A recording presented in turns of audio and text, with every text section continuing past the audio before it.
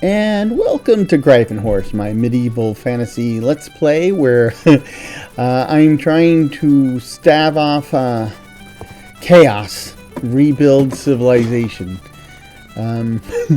Easier said than done.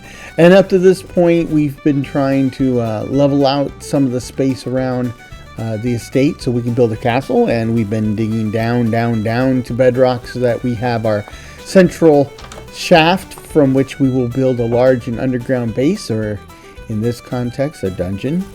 And all of this is anticipation of making the world safe for all the various shades of humanity and near humanity. So with all that said, up to this point, it's been a lot of baby steps. And today it is time... that is from the lag. Today is time for another baby step, but it's a small step, but it's a big milestone. Today we're gonna basically build the portal to the Nether. And that's important because, of course, you know, the Nether is where there are materials that I can't get in the overworld. It's particularly important in this world because we're playing, you know, fantasy, and one of the mods I chose as part of the fantasy setting is Ars Nouveau, and Ars Nouveau has spells, which if you've been watching the series, you've seen me use the spells. I'm casting and stuff. Still have a long ways to go on learning the first tier of spells, but that's exactly the point. There's multiple tiers. And materials and things in the Nether will help me unlock the second tier. And of course, the end is where you enable the third tier. But the second tier is some pretty powerful stuff. And, you know, I'm not doing too shabby with the first tier. So the second tier is definitely going to be worthwhile, right? And... all this digging is also going to help us start accumulating minerals, metals, and more stuff to be more effective. Now, one of the things I have in this mod pack is the Epic Knights mod and all the add-ons that go with it. And one of the things about Epic Knights is it gives you some epic weapons and some epic armor. So we're going to need a lot of iron for that. I mean, some of this stuff, it doesn't use diamond and it doesn't use netherite, but it's almost as good. And it looks pretty cool. So that is where we're headed.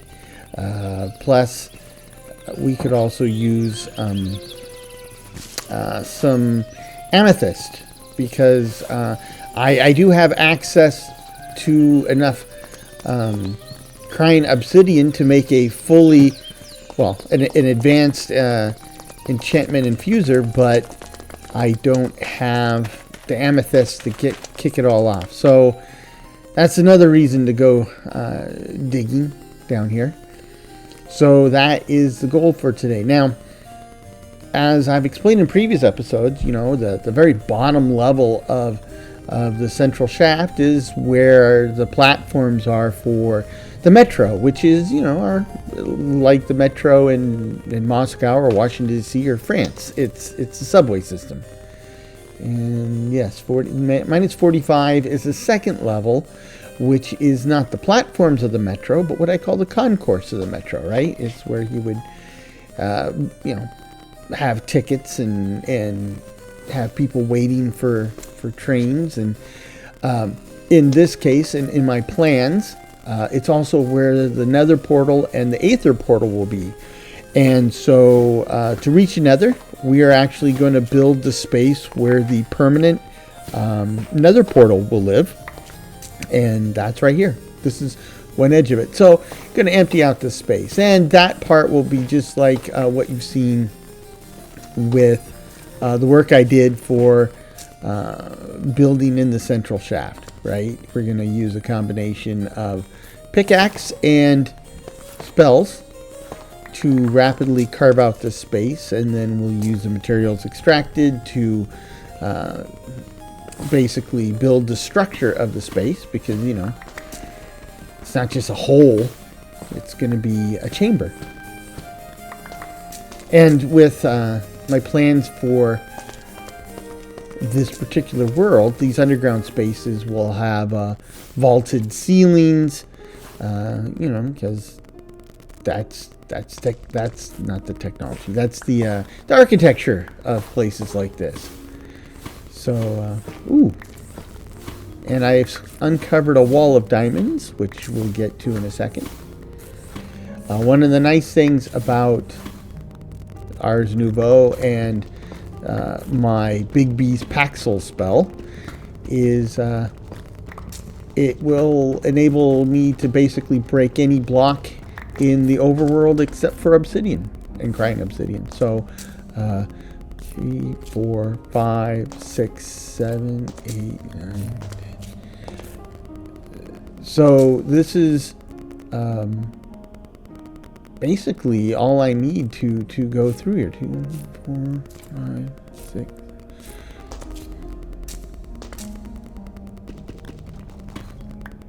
Yeah, overshot it before. This is where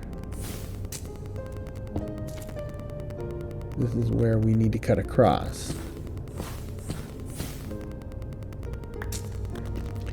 Anyway, so this is, you know, a lot of what we've been doing up to this point has been preparation for preparation. This is one of the permanent items that we can actually build now and take advantage of. Now, going out to the Nether, though, well, as you know, if you've played Minecraft at all and gone to the Nether at all, you know that going out to the Nether is, well, it's a gamble.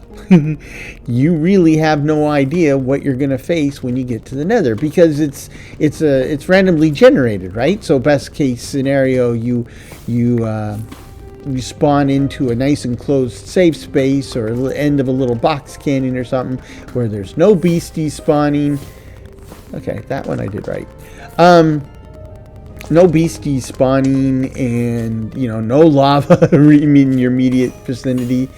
Wow, that is a lot of diamonds. Okay, nice, good to know.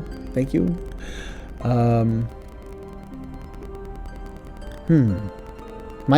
There's enough diamonds here. I mean, I'm doing pretty good on diamonds. I might rethink my whole idea about the epic armor, but for now, we'll proceed as planned. But yeah, so when you first go in the Nether, it's you know, a shot in the dark, literally, and you really have no idea what's facing you when you go out there. So we need to get that resolved, and hopefully it's not too bad. If there's enough time, I would like to enclose the other side of the portal and armor it up so that it's safe, because I'm sure we all have our own Nether stories. The very, very first time I went to the Nether, I didn't know what to expect. I see I'm getting a little lag here. But I really didn't know what to expect. I had only the vaguest idea. And I spawned in the Nether on a little island of netherrack with my Nether portal. And when I say little island, I mean it was like big enough to hold the portal and maybe 3 blocks in every direction around that. And it was about 15 or 20 blocks floating above a sea of lava. That was my first trip into the Nether, and luckily I did, you know, because I was being very cautious. I didn't go just rushing off the edge of it, but I was totally exposed, and I was doubly lucky, I guess, because I didn't have a gas floating in the neighborhood to pop holes in the little sponge cake I was standing on. And yes, that's my pet term for netherrack, because it's about as firm as sponge cake. One of the reasons I came up with the whole idea of going to the Nether and bringing a bunch of overworld stone and then building a foothold situation, in fact, the whole fortress complex, is because you can't trust even the ground you're standing on in the Nether, right? And of course, Ghast shoot fireballs. Those fireballs aren't really particularly lethal or anything, except that, like I said, netherrack has the consistency of sponge cake, and one of those Ghast fireballs will put a hole in it, a big hole in it, and, you know, the Nether's not a place you want to blindly fall. So, and then on top of that, all the netherrack catches fire. So you don't want to blindly fall, and you certainly don't want to be standing in a barbecue. So, you know, that's when I got the idea. As soon as you get to the other side, you start throwing cobblestone everywhere. You encase yourself in cobblestone because, you know, Ghast fireballs aren't going to do anything to overworld stone. Overworld stone doesn't burn, and there's plenty of it, so we can go bring it with us and set up a cocoon, and then from there start building outward. And that's kind of the way I treat the Nether. Now, this is ironic because if you know anything about my family history, right, the idea of indigenous peoples and colonization is kind of a bad word in our extended family. And yet, when it comes to the Nether, that's exactly how I approach it, right?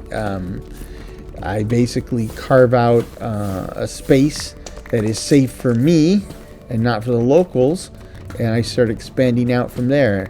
And if I misplace the locals, well, so be it. Now, the way I justify that in my personal value system is that A, it's a game, and B, they're snots. I mean, there's just nothing redeemable about those people in the Nether, right? Zombified pigmen are zombified, and hoglins are just a menace to society, even piglins. And, you know, Ghast, well, they're in the same boat as hoglins as far as I'm concerned. And then, you know, you have Nether skeletons and blah, blah, blah.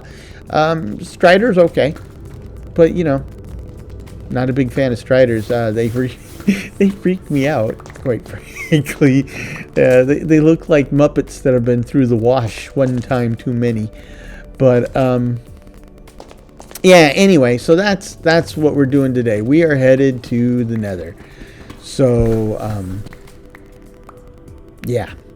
Now, since we've only been building the central staircase up to this point, this is also an opportunity to kind of figure out the theme, the blocks, the design I'll be using.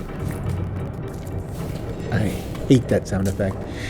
This will be a time to figure out the interior design scheme I plan to use for the underground.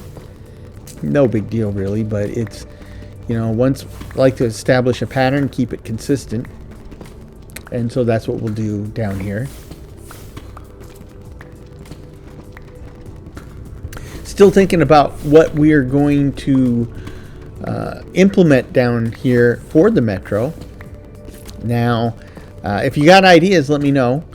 You know, we'll be using the Steam and Rails mod, which will, and with the Phantom tracks, we can go ahead and make the create trains look like literally anything. So I really don't know what I'm going to do with those. You know, I could I mean, make them look like anything. I can make them boats. I can actually make them boats. I can flood the tunnels and make these trains appear to float up and down water-filled tunnels. And at the moment, that's kind of where I'm leaning. But, you know, we can just skip the water altogether, and they can put them in like some type of flying vehicle. Flying, though it's flying down a tunnel. Or we can skip the whole flying thing. We can put wheels on them, I guess, and make them look like they're rolling. It doesn't matter. The sky's the limit, right? So if you have input on that, by all means, drop a comment down below. And, you know, we'll take a shot at it. One of the things that I like about modded Minecraft and this particular mod mix and this particular world I chose, I'm not going for a hardcore medieval setting. I'm going for a hardcore fantasy setting. So, swords and sorcery, magic, making stuff up, weird stuff, that's all order of the day. So, I don't have to try to match a particular flavor or motif or level of realism. Now, I know most of you are pretty young, and I'm pretty old.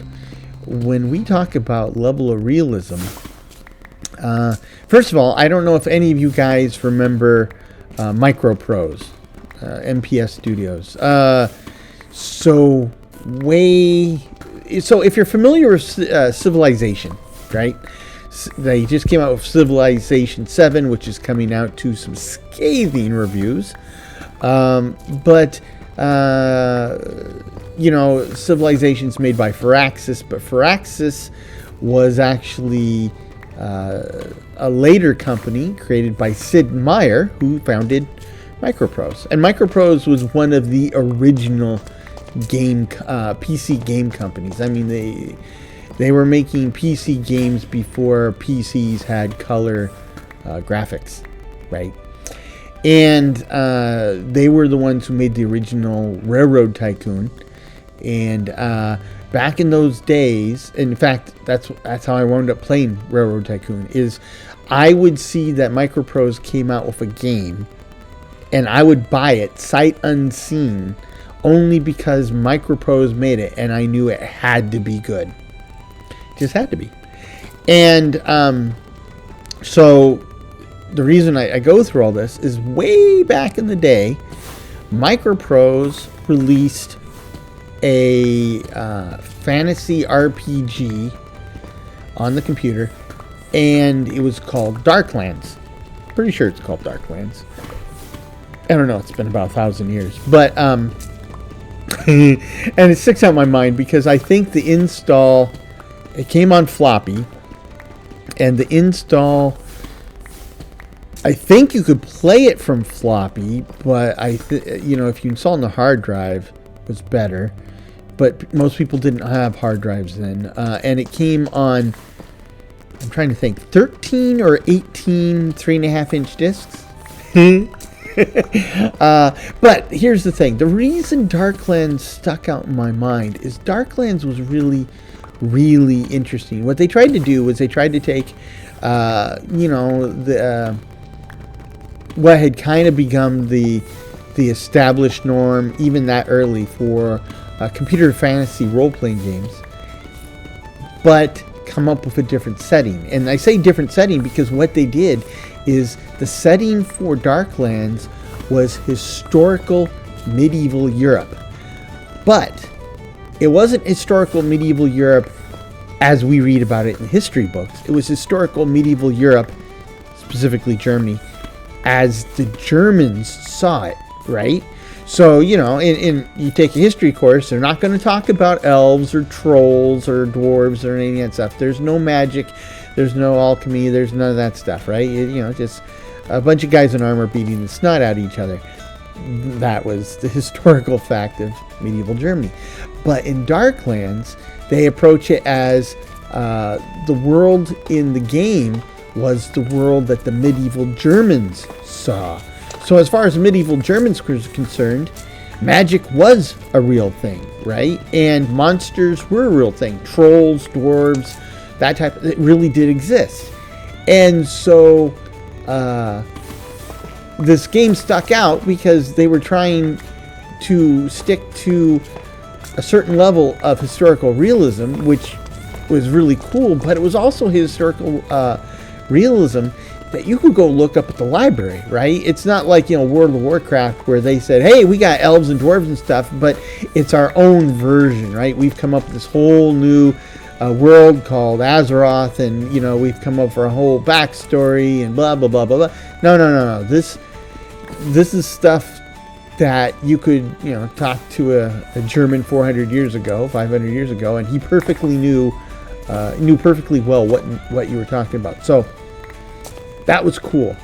Of course, when you're basing things off of historical Middle Ages, historical medieval stuff, you got to remember that they're the same group that came up with things like the Griffin and the Chimera and all this.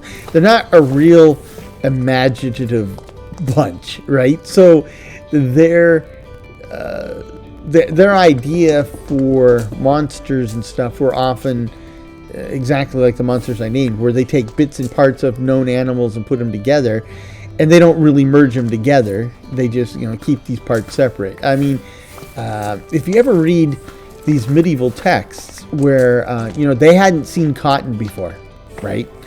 And cotton wasn't native to Europe, so people found cotton in the Middle East or whatever, and they'd come back to Europe and they'd describe to these monks about cotton plants, right? Well, the thing is the monks didn't have access to real cotton plants, and they were hearing these descriptions, and they're basically being told that there's plants that you can grow wool on.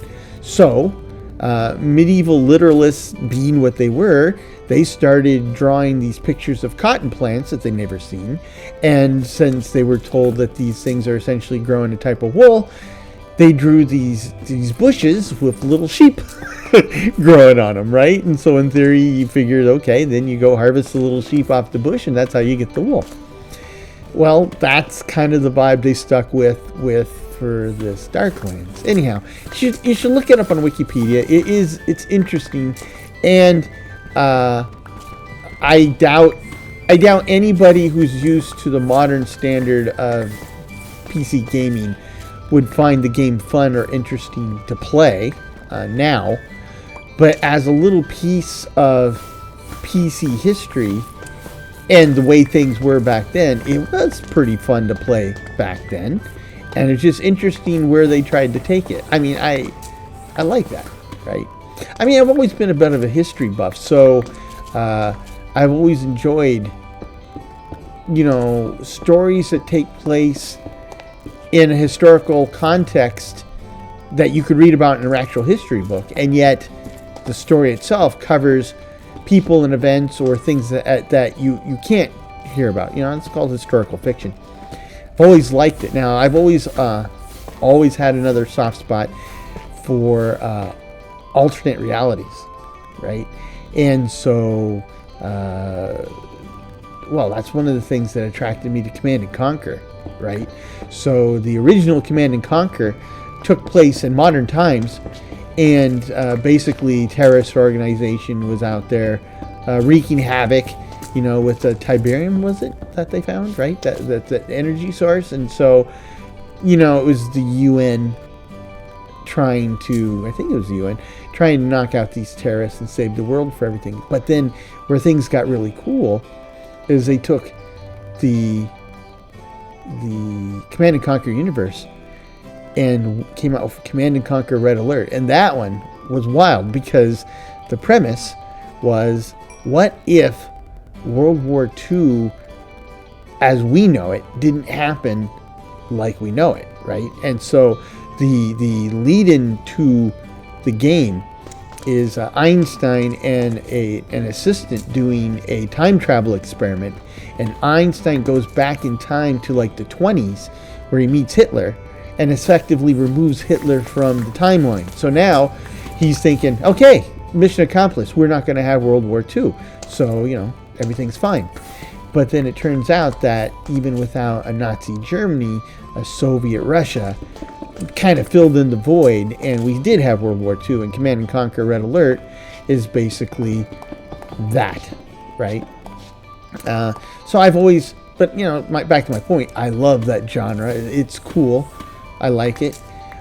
In fact, a lot of times post-apocalyptic movies are alternate timelines, right? Because like if you saw Kevin Costner's The Postman, right? It's our Earth, our timeline, except that something goes wrong, and so now they're like 30 or 40 years in the future. I mean, it's one of the things I like about Fallout, right? Now, Fallout's an interesting one for me because I I didn't think this was going to be just a discussion of old computer games, but I guess it will be. But Fallout's an interesting one for me because back in the day, before Electronic Arts became my arch nemesis, a lot of my games were from Electronic Arts, and they were pretty good. And they had well, the very distinctive packaging, but they had a series of games that were kind of like Wizardry, and you probably don't know what Wizardry is, so I don't know why I just told you it's like Wizardry. But basically, your game world was built upon a square grid system, and usually the underground spaces were like a dungeon crawl, right? The Bard's Tale 1, 2, and 3 is what I'm thinking of. But then they came out with one called Wasteland, and you had some underground spaces that were like that, but then you also had some towns and cities and stuff. Now, Wasteland is where the original idea for Fallout came from, because there was Wasteland, and then there was a second one. I can't remember the name of it, but it was actually by a lot of the same people who did Wasteland, but it was no longer the Electronic Arts or whatever. So the different people, with different publishers involved, so it was a spiritual successor to Wasteland. And then this is the spiritual successor to that, again by a lot of the same people, was Fallout. Now, by the time Fallout came out, I wasn't really playing it. I mean, I did get Fallout, the original, but I don't think I even booted it, right? I don't think I installed it. In another series at one point, I told you about how... lag. I told you about how computer software manufacturers, especially game makers, way back in the day, wanted people selling software, like in the, a game software store, to play their software, to like their game, so they can talk to customers about it. And so they had programs where people who worked in computer stores could get a copy of a game, a single copy, for like $5, then $10.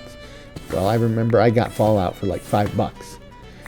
But I also told you because being a game nut and working at a game store or a computer software store, I had at one point up to 3 stacks of game software boxes, all in the shrink wrap still, completely unopened, and each stack was 4 feet tall, right, just in the corner of my office. So yeah, a pig in mud is what I was, kid in a candy store. So those were the days. If you work in computer retail, and I don't think anybody does anymore. I mean, I think they have GameStop, but I don't know if anybody is selling game software in a package anymore. But if you are, and they still have this program, by all means, pop a comment in here to let us know. But I think we've pretty much gone all digital, right? I mean, between Steam, the Epic Store, GOG, and some of the others, Sony Store, whatever. I don't think anybody buys physical software anymore. It's all about licenses. It's all about digital copies, and you don't really own the digital copy. You own a digital license.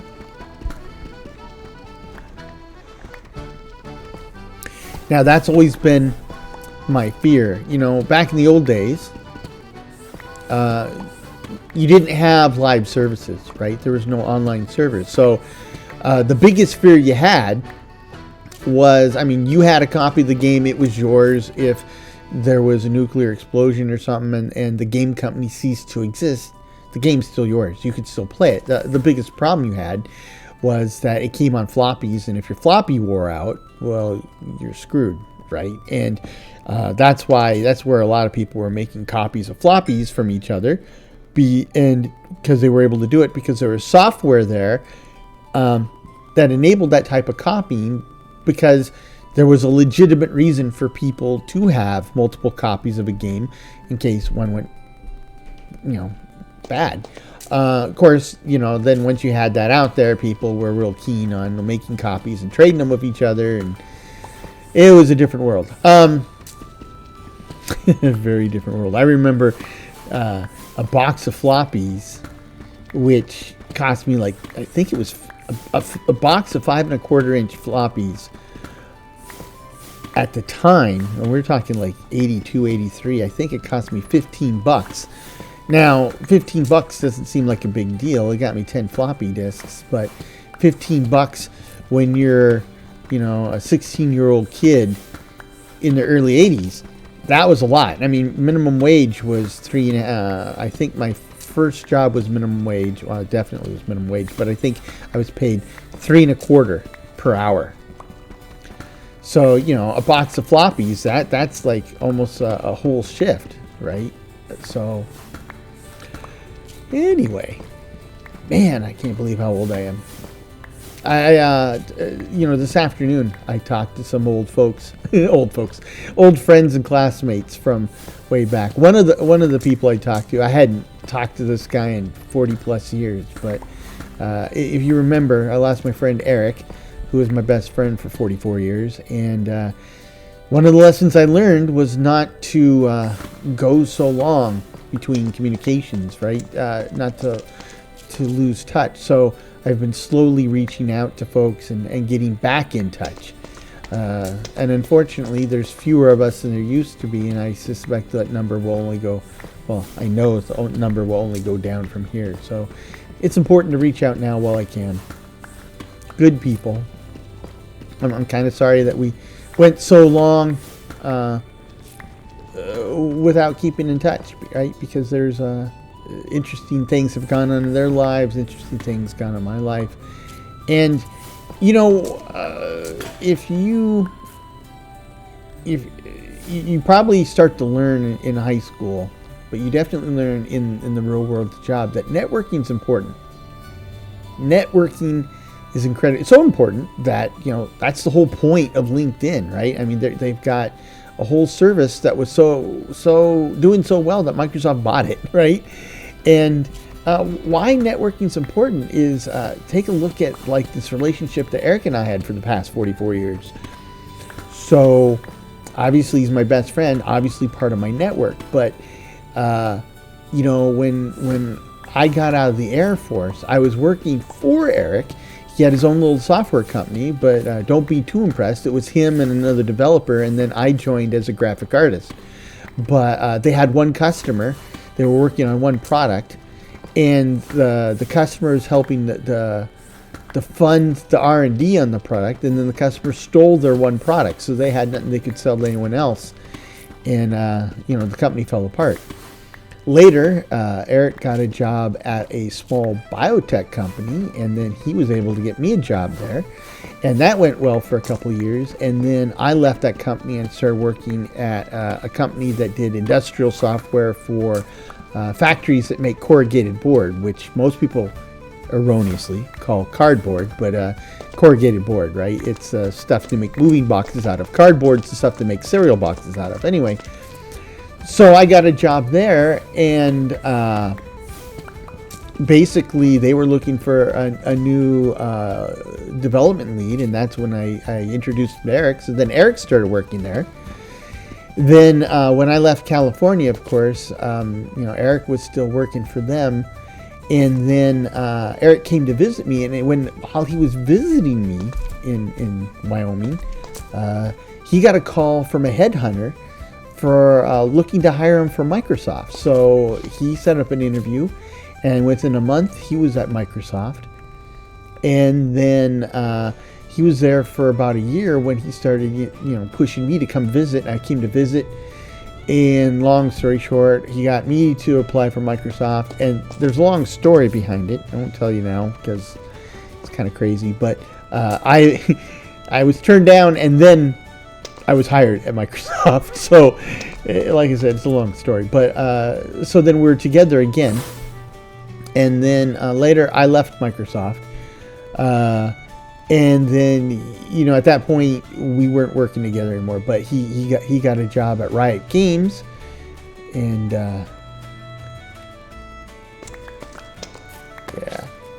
And then he moved back down to Southern California, and that's where he was until recent years, where his wife wanted to get out of California, so they bought a second place in Arizona, and he was bouncing back and forth, and that's probably what led to him wanting to retire. But anyway, but you see, back to my point, networking is important, because if you have skills, you're a good person, and people like working with you or being around you, if they come up into a really good situation, then they would want to be working with you, and if you got skills, they want good people, so they want you to be with them.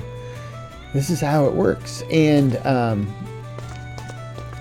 so how did I get on the networking? Oh, just the importance of networking. So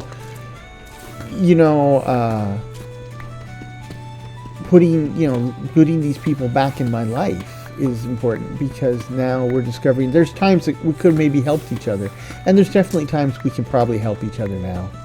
And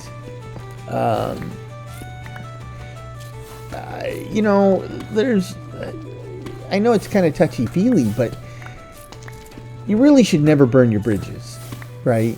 When I was young, I was kind of hot-headed, because most young people were, and right, if I didn't get along with somebody or they didn't get along with me, then it was personal, right? And as I got older, I realized more and more it was very, very rarely is it personal. Most of the time, it's just that you have conflicting priorities or objectives, right? And they're fighting for theirs and they're fighting for yours. It doesn't mean you're right and he's wrong, or the other way around. It just means that you guys are working for different things. And once you understand that, it takes the sting out of it, right? You understand the world better. And if you take everything personally, you're going to be upset a lot of the time. And this part's going to be tricky. I should have...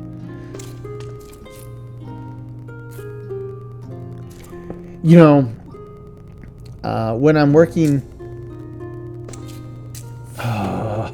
it just made it harder. When I'm working with... I need to turn that off. Okay.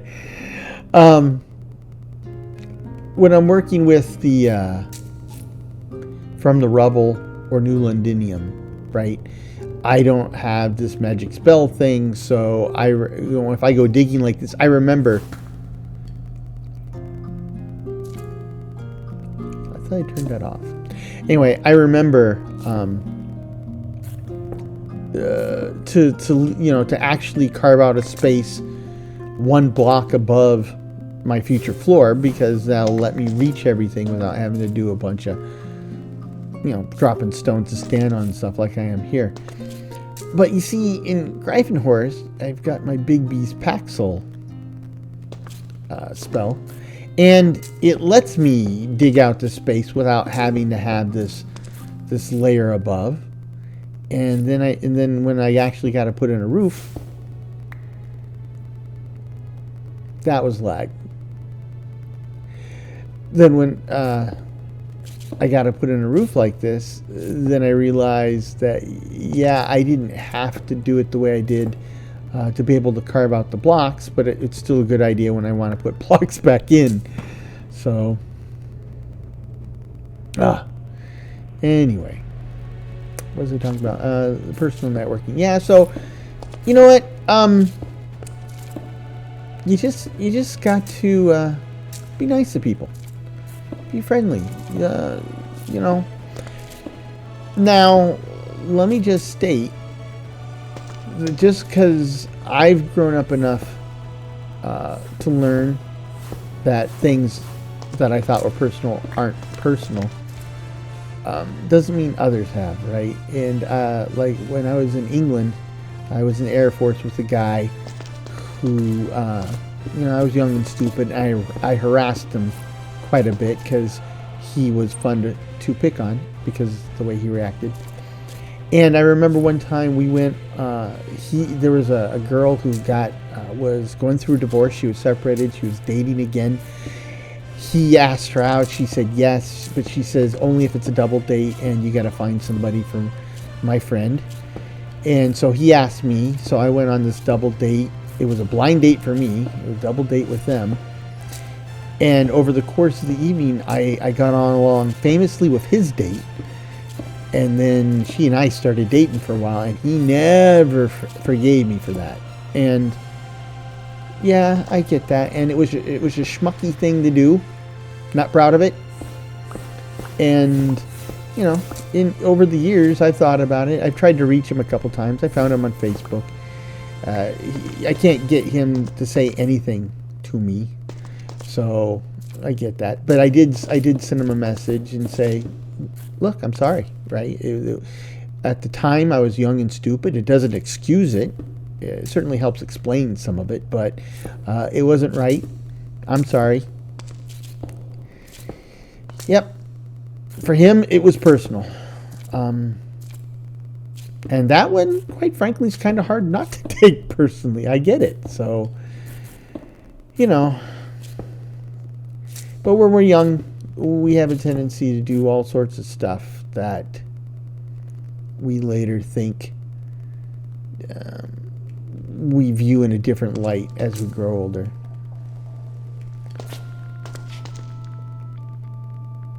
Okay, so we've got another mob wearing a sophisticated backpack with a jukebox upgrade. And before it was playing taps, or the funeral march. Funeral march is what it was. This is not the funeral march, but it's not a lot cheerier, quite frankly. Don't know what it is. I don't hear bones moving, and I don't hear a whole lot of so my guess is it's a creeper. I'm not real fond of creepers.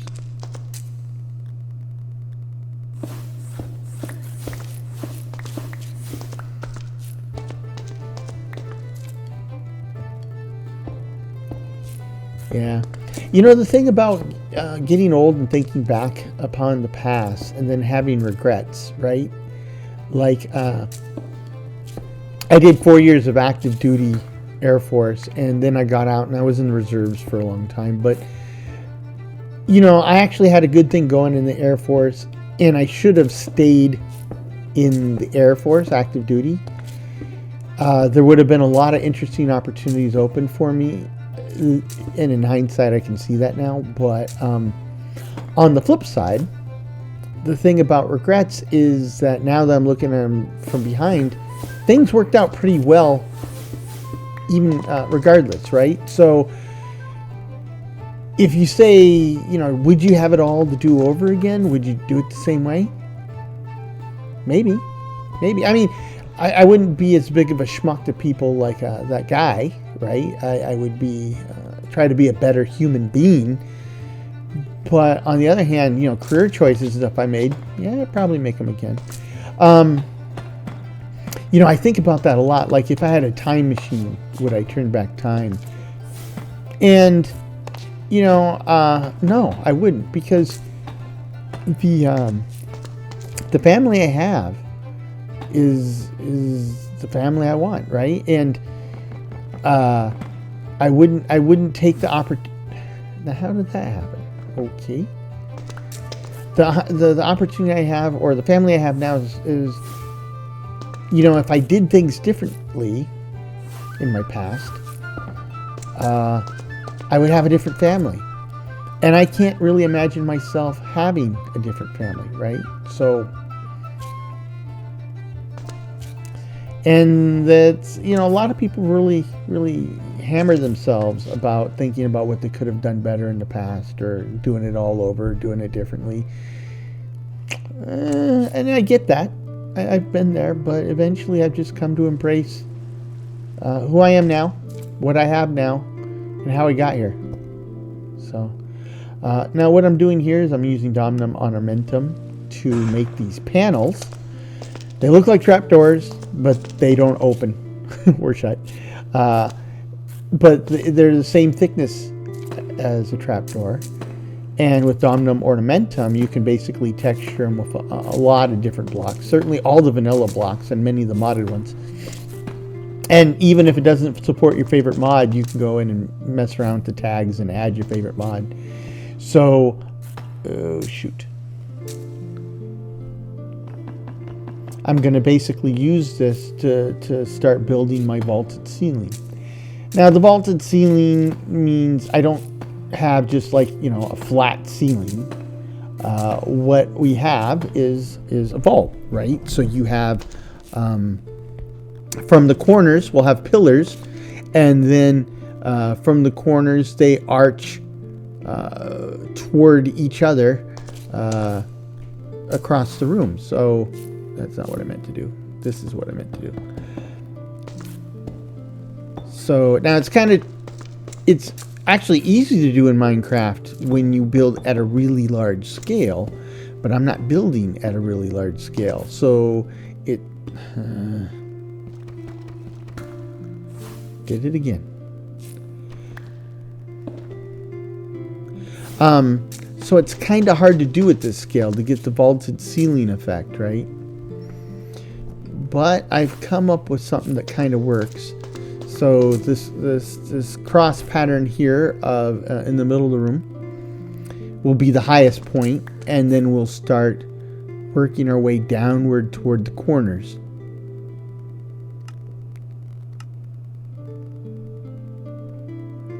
Yeah, I could do the slabs with this particular block, and that would keep with the theme for the central staircase. But then I'll have to do stair pieces, and I don't know if it'll support. It won't. So I'm gonna need to use a block that will support stair pieces. That means the central stair will have a slightly different theme than the rest of the surrounding vaults. But you know, there's a lot of options here using the stone cutter, and I think polished deep slate obviously can make stairs, and there's slabs and everything. So maybe that's the option, right? Is because I'm trying to go for a contrast. I don't want it all to just be deep slate tiles. So I want to go with kind of an alternate design. So now you can see I'm using slabs slightly thicker than the panels. So we're starting to get that 3D vaulted effect. Now in this case, I'm trying to go with a vaulted arch, right? So at the top of the vault, the height change is pretty shallow, and then as we start working toward the corner, the height change will start to become more pronounced, so that by the time we get to the corner pillars, we'll actually be going down faster than we're going outward, right? And you'll see what I mean in a second. Oh, there it is. Oh, must be lag. Yep, lag. Anyway, so that's looking good so far. Now the next step up will be a full block. Back to deep slate tiles.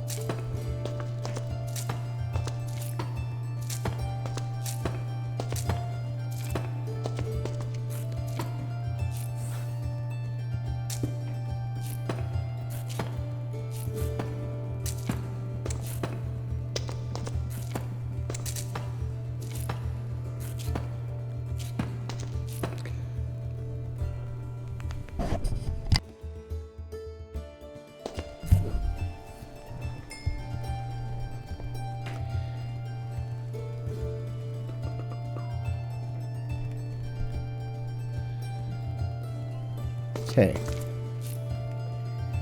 Now we will want to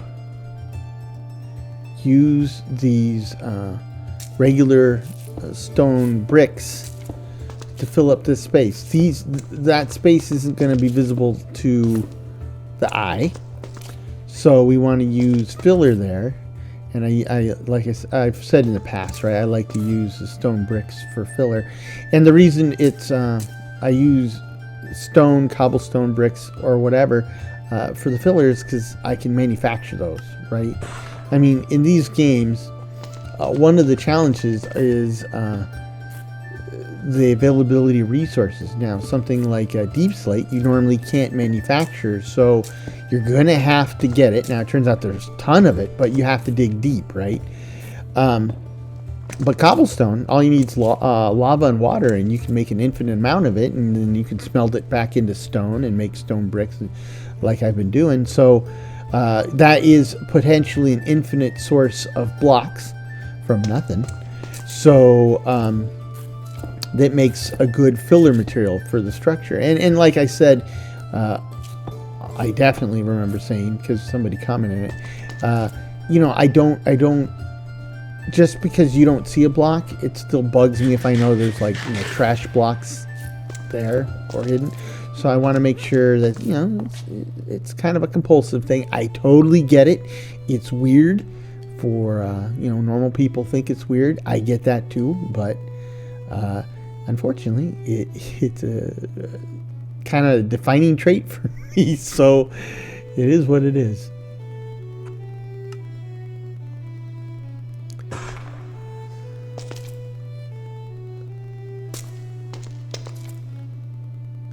I think I might have screwed up here.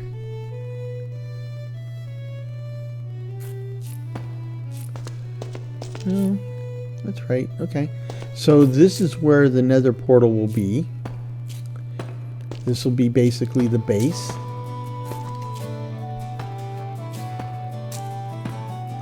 Like so.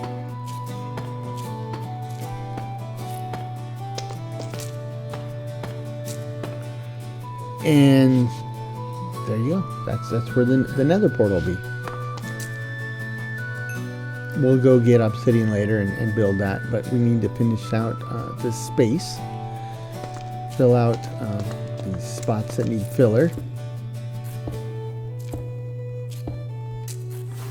Filler, not light. Thank you.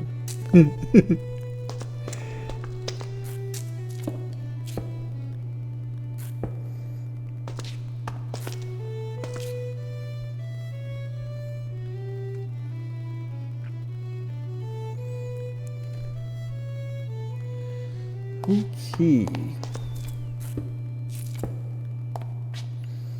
So just so you know, as I mine through the overworld, you notice I've been pulling out all sorts of, hold on. Yep, I do believe I messed up. That's the center. So 1, 2, 3, 4, 5. Center of the room. 1, 2, 3. Oh, yep. This back wall it's too far in. It needs to be one more set of blocks out. So 1, 2, 3, 4, 5, 6, 7, 8, 9. Need to push back that whole back wall. Everything else is correct. I just got to tunnel it out.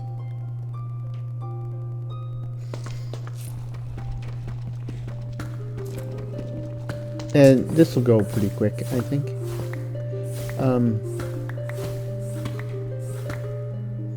Yeah.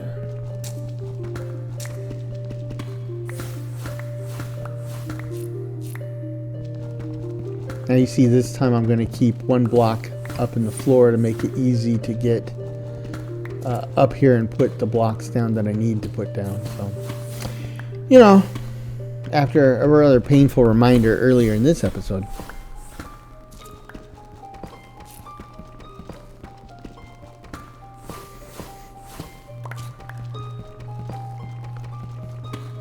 Now, just so you know, you've been seeing me pull out all sorts of mineralogical and metal goodies when I'm mining down here in the overworld. that's the mineral chance mod, and that same mod gives me goodies when I'm tunneling in the Nether. And one of the goodies it'll give you is pieces, not netherite ingots, but the netherite scrap. So I do a lot of digging in the Nether anyway for setting up all the same stuff that I basically set up here. And so usually I'm running around in netherite gear and weapons sooner than you would normally expect me to be. But then again, most people rush out to the Nether right away, and you know, I'm taking my sweet old time, so maybe it's not sooner than you would expect, right? Since I'm taking so long to be about it.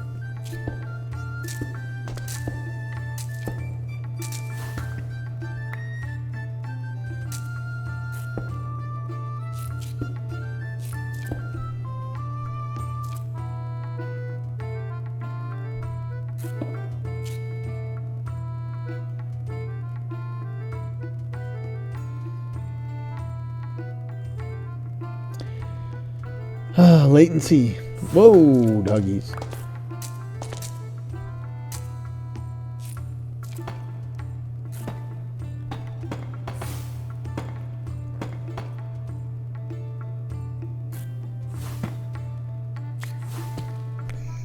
Gotta turn that off.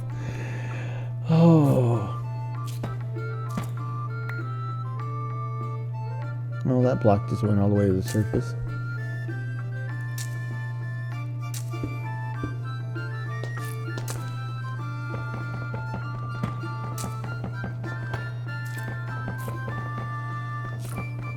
Make up your mind. Are you there or not?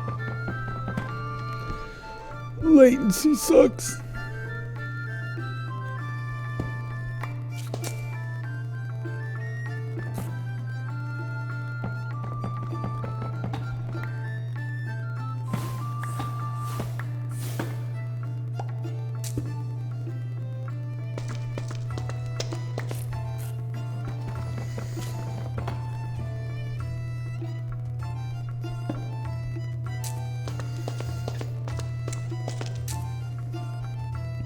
Now, when I was first getting into Minecraft, you know, the Nether was still relatively new.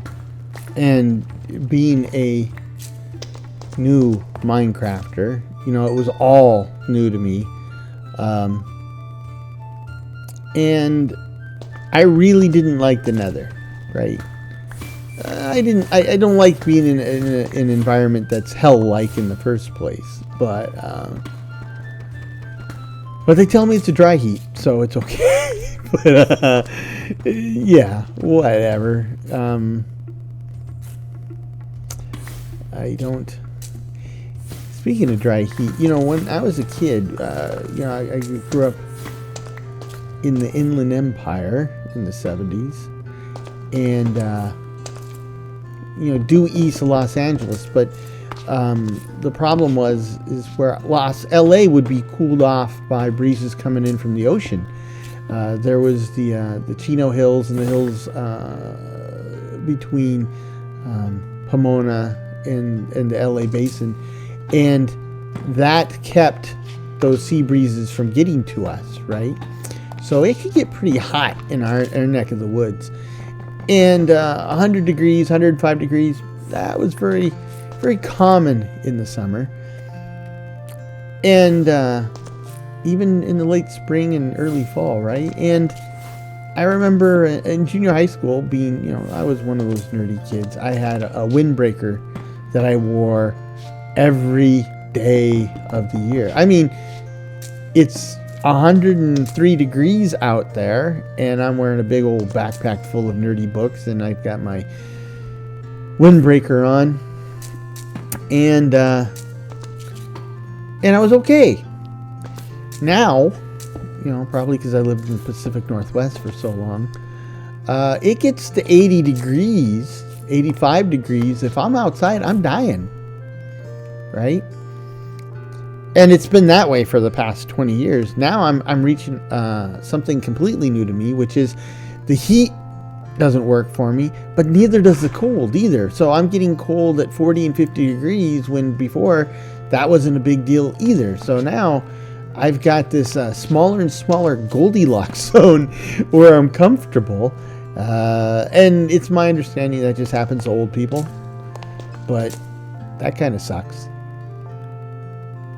Because, you know, I know like a lot of old people move to places like Arizona and Florida and stuff. But believe you me, Arizona, Florida, it gets freaking hot down there. So, you know, at least it's a lot easier to fix the cold than it is the hot, right? I mean, with the hot, you have to have an air conditioner or go out swimming in your pool. But with the cold, just throw on a blanket, throw on a sweater, right? I mean, unless I got to be out there working in the yard in 40-degree weather, you know, it's no big deal. Yeah, it's cold when you go get your groceries, but you know, I'm in a car. Hopefully, I'm in a car, right? I'm not walking. And even if I am, you know, I'm walking, I'm generating heat. It's okay. I'll make it work.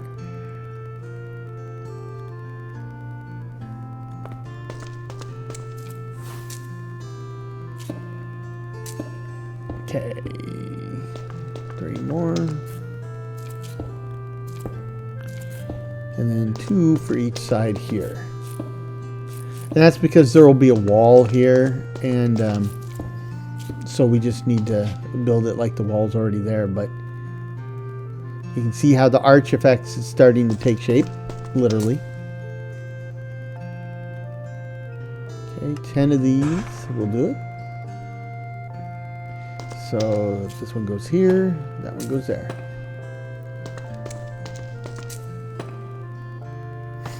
There is definitely a method to my madness. Look at that. And there you go. There's my vaulted ceiling.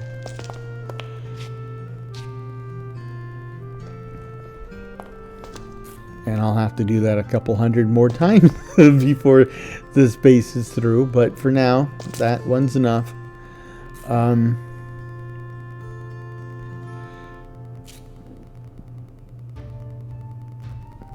Come on. Come on.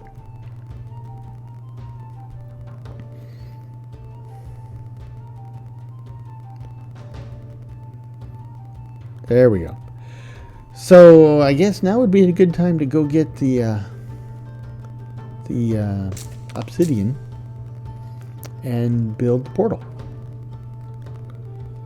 I mean, yeah, we're an hour in and everything's ready for the portal except the actual portal itself. So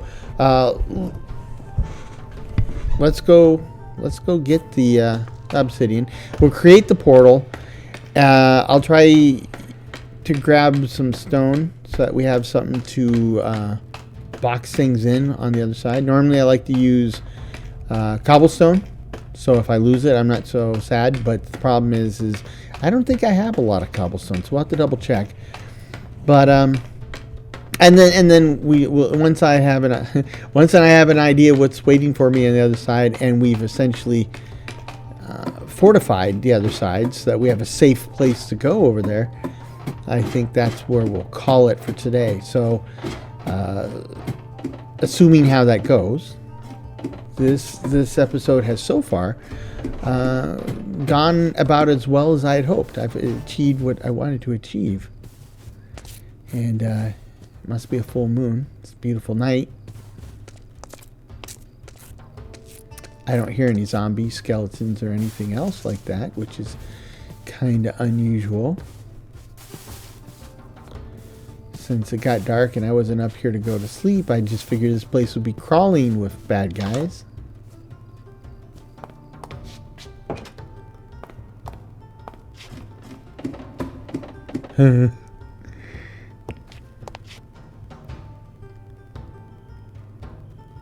Nope. Okay. I'm good with that. Okay, I was going to say the latency's not letting me sleep, but now it is. So let's get that obsidian. Well, we can drop stuff off while we're here.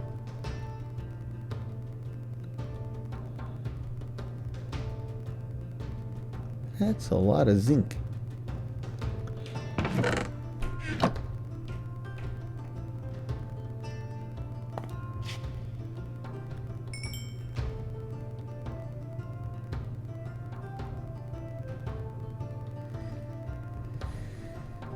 And the latency's following me up here.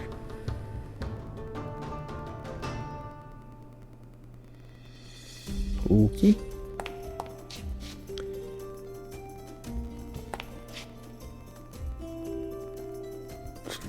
Figures. Let's do something with this guy. I don't have anywhere for it to go.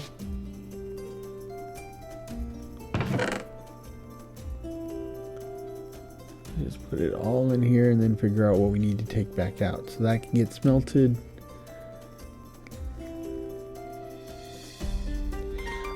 Generally, as a rule, if there's like exactly 9 items in there, I will leave them in there because I prefer having 9 items in there instead of 0, because then I can just use shift click and stuff goes to the right spot. If I take all 9 and make them the next step up, then like I say, nuggets. If I take all 9 nuggets and make them into an ingot, then next time I go in there, there's no nuggets already there. So if I try to drop off the nuggets, still go in the wrong spot, then I can go find them and pick them up and put them in the right spot. It's a real pain. So now I have a stack of baked potatoes. Very old school, I know. We'll get there. Famous last words.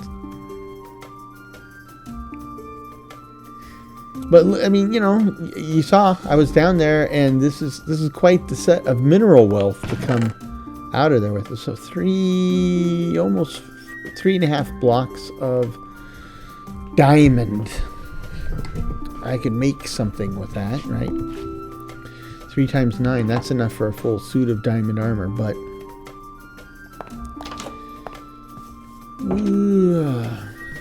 I want it to be epic.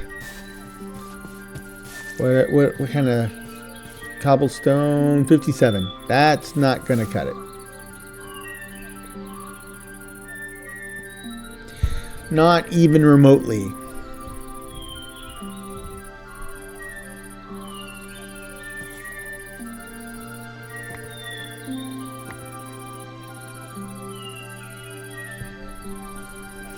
A lot of tough, but tough is almost as bad as netherrack. It looks like deep slate is probably my best bet for stones to go over the other side with. But I should probably get the obsidian, because, you know, the Nether Portal isn't going to get me very far if I don't have obsidian. In fact, there will be no Nether Portal, so just regular obsidian, thank you. No crying obsidian. I told you I know where the 8th piece is. Yeah. So we'll go get that as soon as I can find some amethyst.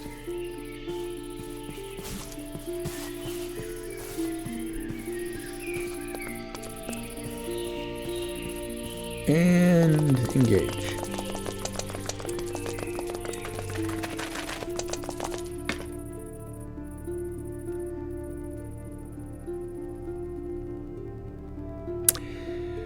You know, speaking of engage, I saw that Paramount released Section 31. And I haven't heard anything good about it. I'll watch it, because I'm obligated to at this point, but we'll see how it goes. If you watched it, if you know, post your opinion, bad or good, in the comment section. I'd like to hear what you thought. Now I can't quite reach it. Maybe I can reach it from here. Do this. Oh, great.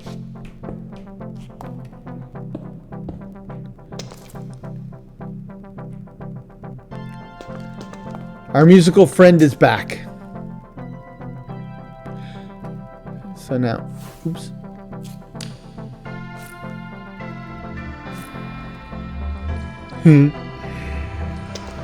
Okay, here we go. Moment of truth. 3, 2, 1, 0. That's not good. Whoa. Whoa, whoa, whoa. Spawner!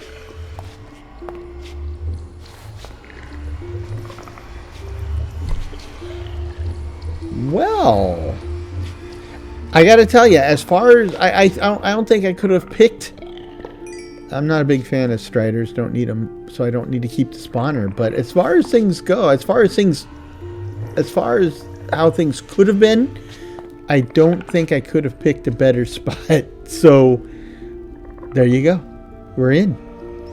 This is where I need to be. That was fortunate. It was much more fortunate than I expected. It's kind of closed in space, though. I can't get a... Kind of hard to get a selfie. Ah! You guys join the hot tub? The really hot tub? I'm not quite in the center, and I'm not quite down as far as I need to go. But I'm close, so good.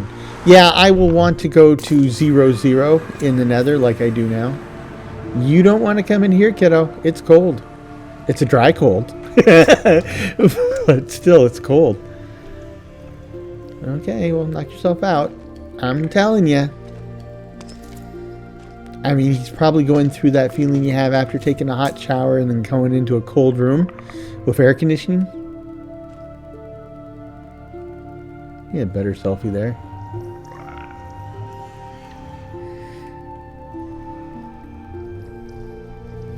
Okay. So, this completes what I was trying to do today. Like I said, it's a small step, but it's a big milestone. So, want to thank you for joining me on this little adventure. And I hope you come back to see what happens next time. And in the meanwhile, I hope this finds you and yours in good health, good spirits, and perhaps a touch of good fortune. Cheers.